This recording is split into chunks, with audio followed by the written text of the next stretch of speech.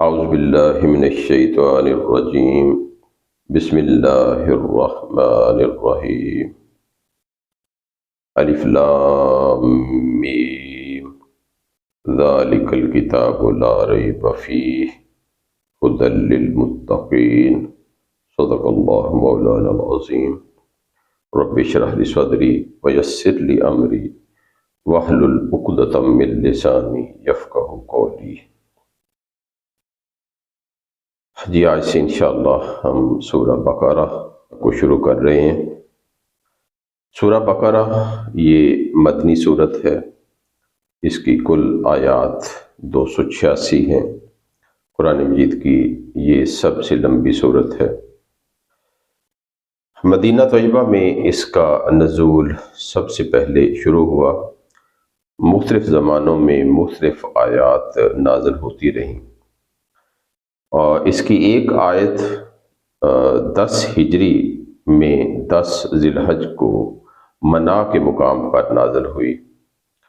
اس آیت کے نزول کے 80 یا 90 دن بعد نبی کریم صلی اللہ علیہ وسلم دنیا سے تشریف لے گئے۔ اس سورت کی بہت ساری فضیلتیں احادیث میں بیان کی گئی ہیں۔ نبی کریم صلی اللہ علیہ وسلم نے فرمایا کہ اس سورت کو پڑھا کرو، کیونکہ اس کا پڑھنا باعث برکت ہے اور اس کا چھوڑنا حسرت اور بدنصیبی ہے، اور اہل باطل یعنی جادوگر اس پر قابو نہیں پا سکتے۔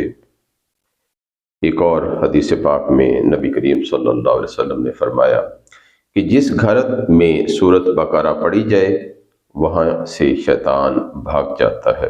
ایک اور حدیث پاک میں ہے کہ اس کی ہر آیت کے نزول کے وقت 80 فرشتے اس کے ساتھ آیا کرتے تھے۔ تو یہ کچھ اس کی فضیلتیں تھیں۔ اس سورت کا آغاز الف لام میم حروف مقطعات سے ہو رہا ہے۔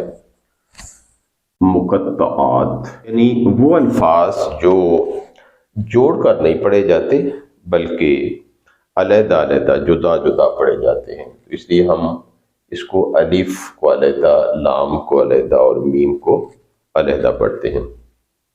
قرآن مجید کی کل 29 ایسی صورتیں ہیں جن کا آغاز حروف مقطعات سے ہوتا ہے۔ عربی کے جو حروف تہجی ہیں وہ 28 یا 29 ہیں، یعنی اگر الف اور حمزہ کو ایک سمجھ لیا جائے تو پھر 28 ہیں، اگر ان کو علیحدہ علیحدہ پڑھا جائے سمجھا جائے تو پھر وہ 29 ہیں۔ تو قرآن مجید کی 29 یعنی صورتیں ایسی ہیں جن کا آغاز ان سے ہو رہا ہے، اور یہ جو حروف مقطعات ہیں یہ 14 استعمال ہوئے ہیں، اور یہ سارے کے سارے بغیر نقطے والے ہیں۔ اور جب یہ قرآن مجید نازل ہوا تو اس وقت چونکہ یہ الفاظ استعمال ہوئے صورتوں کے آغاز میں، تو کسی نے بھی، کسی مشرک نے، کسی کافر نے اس پر اعتراض نہیں کیا کہ یہ کیا الفاظ استعمال ہو رہے ہیں کہ جن کی کوئی سمجھ نہیں آتی، تو اس پر کسی نے اعتراض نہیں کیا۔ تو اس کی وجہ یہ تھی کہ عربوں کے ہاں جو ادب استعمال ہو رہا تھا اس میں بھی یہ رواج تھا کہ اس طرح کے الفاظ استعمال ہوتے تھے، تو اس وجہ سے اس پر کسی نے یہ اعتراض نہیں کیا۔ تو الف لام میم کہ یہ ایک راز ہے جو اللہ تعالیٰ اور نبی کریم صلی اللہ علیہ وسلم کے درمیان ہے۔ یہ اسرار الرموز ہے جنہیں آج کی زبان میں ہم کوڈ ورڈ کہہ سکتے ہیں۔ تو اسے کسی کو بھی اس کا اللہ اور اللہ کے رسول کے علاوہ علم نہیں ہے، لیکن کچھ مفسرین نے یہ بھی لکھا ہے کہ جو راسخون فی العلم ہیں ان کو نبی کریم صلی اللہ علیہ وسلم کے ذریعے اللہ تعالیٰ نے اس کا علم بھی عطا فرمایا ہے۔ ذالک الکتاب، یہ ہے وہ کتاب۔ اب کتاب تو سامنے ہے، یہ قریب کا اشارہ استعمال ہونا چاہیے تھا، لیکن یہاں پر ذالکہ چونکہ اس میں اشارہ بعید ہے، دور کے لیے استعمال کیا جاتا ہے، تو اس پر یہ کہا جاتا ہے کہ ذالکا کسی بھی چیز کا اگر بہت بلند مقام و مرتبہ اس کا اظہار کرنا ہو تو پھر اس صورت میں اس میں اشارہ بعید استعمال کیا جاتا ہے، اسی لیے اس کا ترجمہ کیا جاتا ہے کہ یہ وہ عظیم الشان کتاب ہے۔ تو ایک تو اس کی وجہ یہ بیان کی جاتی ہے، اور دوسری وجہ یہ بھی ہے کہ چونکہ ہم نے جب سورۃ فاتحہ پڑھی تو اس میں ہم نے دعا کی تھی کہ اہدنا الصراط المستقیم، کہ اے اللہ ہمیں سیدھی راہ پر ہمیں چلا۔ تو جو وہ ہم نے دعا کی تھی اس کا یہ جواب دیا جا رہا ہے کہ اگر آپ سیدھی راہ پر چلنا چاہتے ہیں تو ذالک الکتاب لا ریب، کہ یہ ہے وہ کتاب جس میں کسی طرح کا کوئی شک نہیں پایا جاتا، یعنی اگر آپ کو ہدایت چاہیے تو پھر اس کتاب پر آپ عمل کریں گے تو آپ کو صراط مستقیم حاصل ہو جائے گا۔ الکتاب جو ہے یہاں پر قرآن مجید اس سے مراد ہے، تو ذالک الکتاب یہ ہے وہ کتاب لا ریب، کہ اس میں کسی طرح کا کوئی شک نہیں۔ یہاں پر لا جو ہے یہ لائے نفی جنس اسے کہا جاتا ہے، لائے نفی جنس، اور جنس کس کی؟ ریب، شک، کہ اس میں کسی طرح کا کوئی شک موجود ہے ہی نہیں۔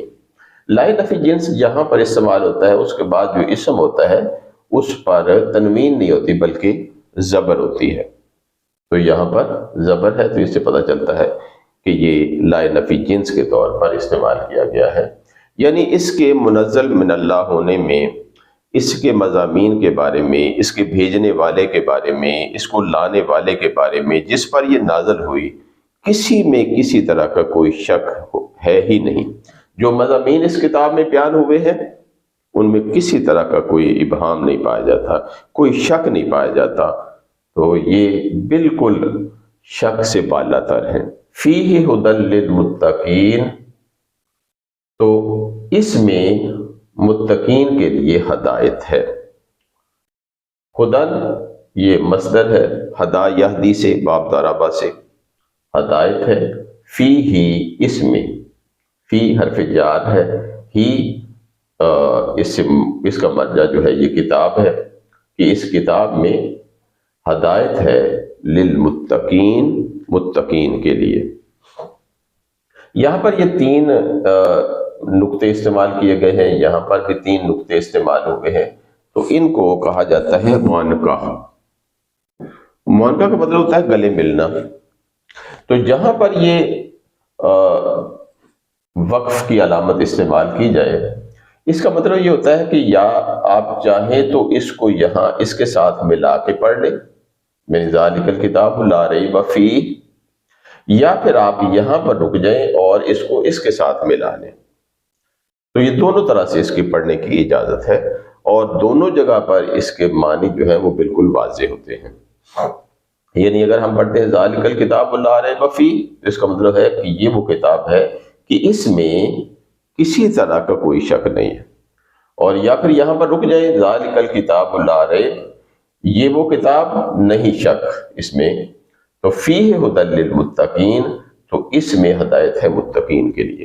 تو یہ دونوں طرح سے اس کو پڑھا جا سکتا ہے، ھدی ہدایت، متقین اس کا جو مادہ ہے وہ ہے واو، کاف اور یا۔ تو اگر ہم اسے باب افتعال سے کریں تو یہ باب افتعال کیا ہوتا ہے؟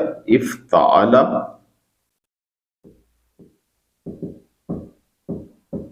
یفتعل،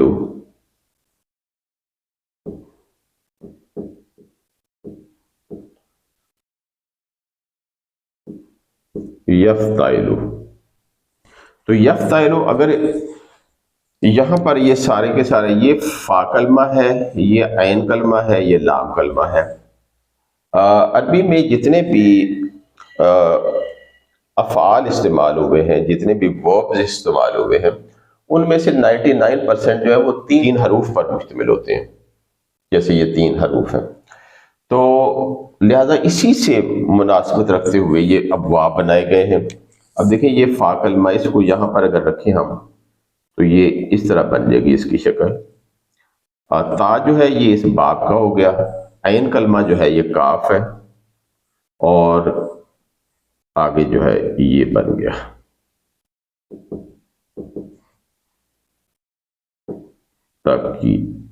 تقیو. یہ بن جاتی شکل اس کی. اس میں اب باب افتعال میں اگر فا کلمہ جو ہے وہ واو والا ہو تو اسے پھر تا میں تبدیل کر دیا جاتا ہے، لہذا اس کو تا میں ہم تبدیل کر دیں گے. تو اس صورت میں ہمارے پاس یہ شکل بن گئی. اب دو ایک جیسے لفظ آ گئے، پہلا ساکن ہے، دوسرا متحرک ہے، تو اس تا کا اس تا کے اندر ادغام کر دیں گے، مرج کر دیں گے اس کو. تو جب ہم مرج کریں گے تو یہ شکل بن جائے گی یتقیو. اب یتقیو اس کو یتقی بھی پڑھا جاتا ہے، یعنی اگر ہم مختصر طور پر بولتے ہیں تو ہم کہتے ہیں اتقا یتقی. تو یتقی سے اگر یہ یا جو ہے اس کی جگہ پر میم پیش مو اگر لگا دیں یا کی جگہ پر، تو یہ اس میں فاعل کام کرنے والا بن جاتا ہے. تو یہ بن گیا متقی، اور چونکہ اس میں فاعل بنا رہے ہیں آخر میں تنوین آ جائے گی، متقیون، تقوی اختیار کرنے والا. متقی ہم لفظ بولتے ہیں تو متقیان اور متقیون جمع بن جائے گا. اور اگر ہم اس کو حالت جر میں لے جائیں، کیونکہ پیچھے زیر لام زیر لی حروف جارہ میں سے ہے، لہذا یہ مجرور بن جائے گا. تو یعنی اضافی حالت اس کی بن جائے گی، حالت نصب و جر میں چلا جائے گا یہ. تو لہذا یہ بن جائے گا متقیین، متقیین، یہ جمع بن جائے گی. اب پہلا یا جو ہے اس کی حرکت پیچھے منتقل کر دیں گے، وہ پہلے ہی زیر ہے تو یہ بھی ساکن ہو جائے گا. جب دو ساکن اکٹھے ہو جائیں گے تو پہلا یا جو ہے وہ گر جائے گا، تو باقی رہ جائے گا متقین. تو لہذا یہ ہمارے پاس ہے متقین، متقین کے لیے، تقوی اختیار کرنے والوں کے لیے، ڈرنے والوں کے لیے، گناہوں سے بچنے والوں کے لیے یہ کتاب ہدایت ہے. تقوی کیا ہوتا ہے؟ حضرت عمر فاروق رضی اللہ تعالی عنہ نے حضرت ابی بن کعب سے پوچھا کہ تقوی کیا ہے؟ تو انہوں نے جواب دیا کہ کیا آپ کبھی کانٹوں بھرے راستے سے گزرے ہیں؟ تو انہوں نے کہا ہاں میں گزرا ہوں. تو انہوں نے کہا پھر آپ نے کیا کیا؟ تو انہوں نے کہا کہ جب ایسا راستہ آتا ہے تو اس میں پائچے اوپر کر لیے جاتے ہیں اور اپنے آپ کو ہر طرف سے بچانے کی کوشش کی جاتی ہے کہ کہیں مجھے کوئی کانٹا چبھ نہ جائے. تو آپ نے فرمایا کہ یہی تقوی ہے کہ جب انسان گناہوں سے اپنے آپ کو بچاتے ہوئے ہر طرف سے کوشش کرتا رہے کہ اپنے آپ کو ہر قسم کے گناہ سے بچا سکے، تو اسی کو تقوی کہتے ہیں. تو متقی تقوی اختیار کرنے والا. تو الف لام میم یہ وہ عظیم الشان کتاب ہے کہ اس میں کوئی شک نہیں، یہ ہدایت ہے متقین کے لیے. سبحانک اللہم و بحمدک نشہد ان لا الہ الا انت نستغفرک و نتوب الیک.